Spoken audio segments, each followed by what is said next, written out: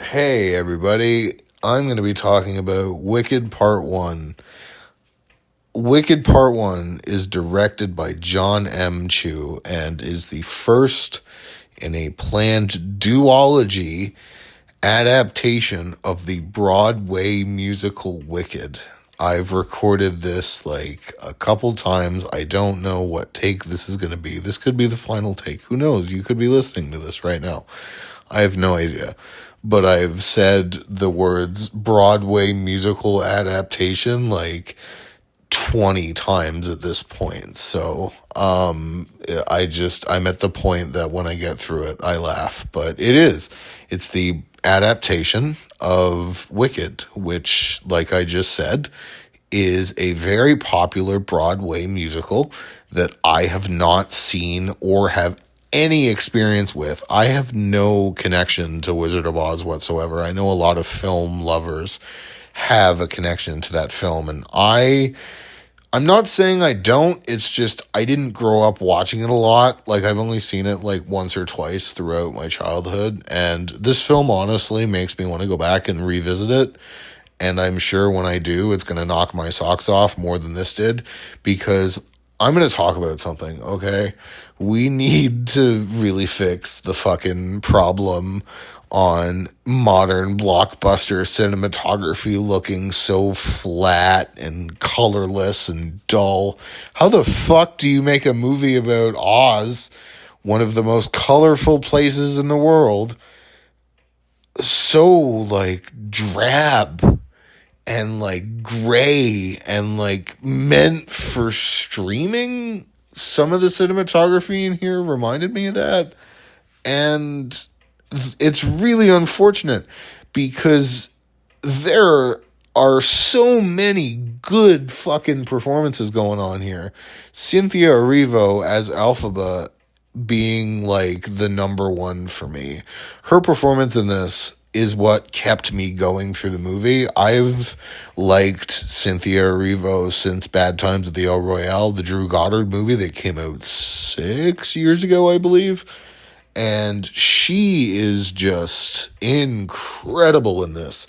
There's a moment at the end of this film, and obviously, if you're listening to this review, if you've seen the movie, if you haven't seen the movie, the moment I'm talking about is all over the internet, but I'm not going to spoil it here until we get to the spoilers section at the end of the review. But I'll talk more in depth about it then. But there is a moment in this film that, like, it's a musical moment that Cynthia Erivo has that genuinely made me feel the same way that I felt when I saw Lady Gaga sing Shallow in A Star Is Born for the first time. Like, I got full body chills at this moment in Wicked. And it's just unfortunate because a moment like that does not belong in a movie like this that is just... And the cinematography is, like I said, just so drab and not well lit at all. And I really hope they fix that for part 2, especially because they built a lot of these sets practically, and the production design looks great. And like I said, a lot of the performances are good. I'll talk about another performance, actually, Ariana Grande. Now, Galinda is written in a very like ditzy klutzy way that like Ariana Grande fit really well, and I'm curious to see her acting ability in like another movie where it's not really her just playing like the ditzy girl that follows Elphaba around the whole time and like just makes fun of her, I guess. I don't know. But her performance was great in this, and I'm just curious to see what she does next in regards to movies, because I've paid attention to Ariana Grande since I watched Sam and Cat when I was a kid. So she was really good in this. Everybody in this movie is good. Michelle Yeoh's great. Fucking, I had no idea Jeff Goldblum was in this. That made me pop a little bit, I'll be real.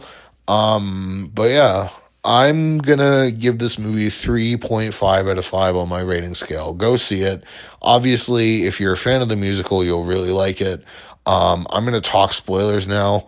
So if you don't want this movie spoiled for you, just leave. and I will see you in the next review. All right, I'm going to give you like a little bit of a like warning, I guess. Like, this is your moment. Click off now. Okay, so hey, people that have seen the movie. So the moment that I'm talking about is the defying gravity scene at the end of the film.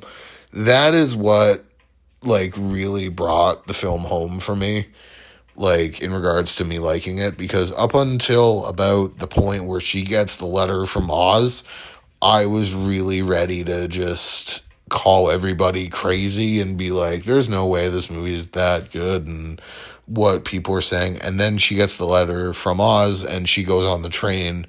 And from then to the end of the film, I was like completely locked in and with it. And I cannot wait for Wicked Part 2. The end of this film, and like I said earlier, Cynthia Erivo's performance in it especially, absolutely knocked my fucking socks off, dude. It was awesome. I really, really liked it. And yeah, so it's a okay movie with really, really great performances. I'm not too clear on its awards chances, though. Like, I don't really look at this as, like, something that's going to win a bunch of Oscars. But, hey, the Academy nominated Green Book, and it fucking won. So, who knows, man? This could win Best Picture. I don't know. They're saying fucking September 5 is going to win Best Picture. That fucking Zionist movie. Like, what? I if September 5 is nominated for Best Picture, I will like scream into the void. Anyway, please like, share, and subscribe if you like listening to me ramble about movies, and I will see you guys in the next review. Toodles. I almost said please like, share, and subscribe again. Toodles.